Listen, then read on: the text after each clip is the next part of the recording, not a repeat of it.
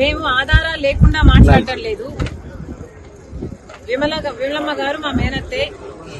కానీ మేము చేస్తున్న ఏమైతే మాట్లాడుతున్నామో వివేకానంద రెడ్డి గారి హత్య విషయంలో మేము ఆధారాలు లేకుండా మాట్లాడటం లేదు. ఏమైతే సిబిఐ చెప్తుందో అవే ఆధారాలు ఉన్నాయి అని మేము మాత్రమే ఎత్తి చూపుతున్నాము. ఆధారాలు ఉన్నాయి కాబట్టే మాకు తెలిసింది ఫలాని వాళ్ళు హత్య చేపించారు అని మాకు తెలిసింది కాబట్టే మేము మాట్లాడుతున్నాము. మళ్లీ అన్యాయం జరగకూడదు, మళ్లీ హంతకులు చట్టసభలకు వెళ్లకూడదు, ఈ హత్య రాజకీయాలు ఆగాలి అని మేమిద్దరం అక్కా చెల్లెలం ఈరోజు కొట్లాడటం జరుగుతుంది.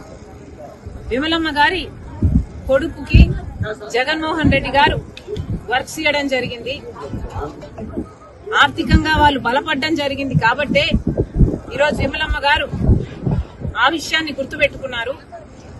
కానీ చనిపోయింది సొంత అన్నని వివేకానంద రెడ్డి గారు తనకు ఎంత చేశారో అన్న విషయము విమలమ్మ గారు మర్చిపోయినట్టున్నారు. వయసులో పెద్దపడ్డారు, వయసు వచ్చింది, మర్చిపోవడం సహజమే, మర్చిపోయినట్టున్నారు. అందులో ఎండాకాలం కాబట్టి ఇలాంటి మాటలు మాట్లాడుతున్నారు. Please ignore it. Thank you.